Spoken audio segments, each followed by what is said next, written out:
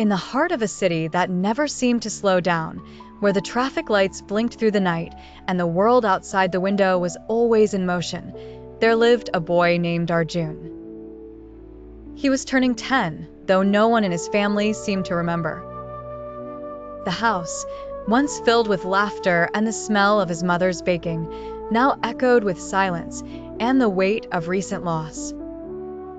Just a few months before, Arjun's grandmother, his best friend and the heart of their home, had passed away after a long illness. Since then, his father had buried himself in work, his mother moved through the days like a ghost, and his older sister spent hours locked in her room, headphones on, eyes red from crying. Arjun tried to be patient, to understand the sadness that had settled over them, but as his birthday approached, hope flickered in his chest. Maybe he thought they would remember. Maybe there would be a cake, or a card, or even just a hug. But the morning of his birthday dawned like any other. His mother rushed past him, phone pressed to her ear, barely noticing the handmade card he had left on the kitchen table. His father left early, a quick pat on the head and a distracted "have a good day, champ."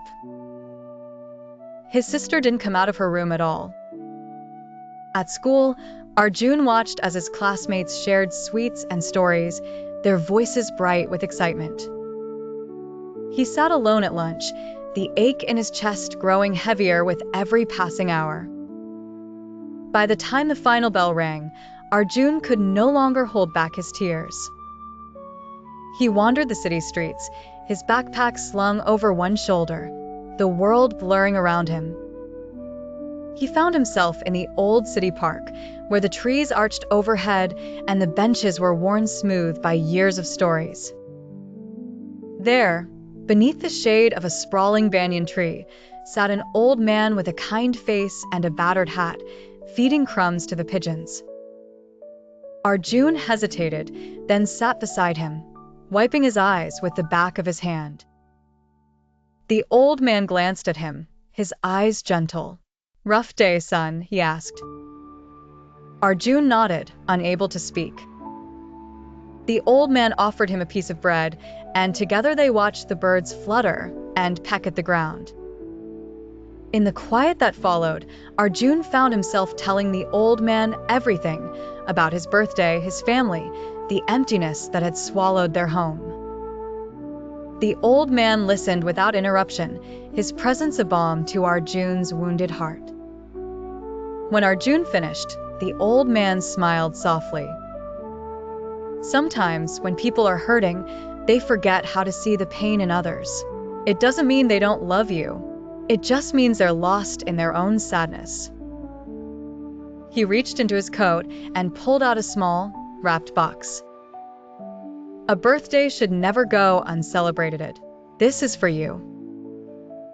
Inside was a tiny wooden bird, hand-carved and painted in bright colors. Whenever you feel alone, remember that you are seen and you are loved, even when it doesn't feel that way.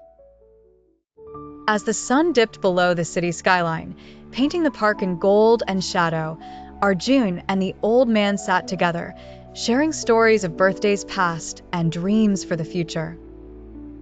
The old man told Arjun about his own childhood, about the family he had lost, and the ways he had learned to find hope again. "Grief is a heavy thing," he said, "but it's lighter when you share it." He encouraged Arjun to look at his family not just through the eyes of a forgotten child, but through the eyes of someone who could help them heal. Sometimes, the bravest thing you can do is to reach out, even when you're hurting. As night fell, the old man walked Arjun home, his hand warm and steady on the boy's shoulder. When they reached the house, Arjun hesitated at the door, fear and hope warring in his chest. The old man squeezed his hand. "Go on, son. They need you as much as you need them." Inside, the house was quiet, the lights low. Arjun found his mother in the kitchen, her face buried in her hands. He sat beside her, placing the wooden bird on the table. "I missed you today, Mum," he whispered. She looked up, tears streaming down her cheeks, and pulled him into a fierce embrace. His father joined them, his own eyes shining with regret. "I'm so sorry, Arjun. We've all been lost." One by one, the family gathered around the table, drawn by the sound of Arjun's voice and the promise of something new.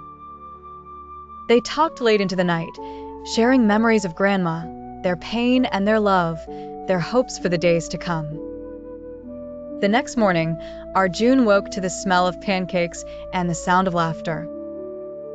There was a cake on the table, candles flickering, and a chorus of voices singing, "Happy Birthday." The empty spaces in their hearts were still there, but they were no longer alone in their grief. The old man from the park was gone, but the wooden bird remained, a symbol of kindness, of hope, and of the power of reaching out. From that day on, the family made a promise to remember, to celebrate, and to hold each other close, even in the darkest of times. And every year, on his birthday, Arjun placed the wooden bird in the center of the table, a reminder that love endures and that even the most lost birthday can become the beginning of something beautiful.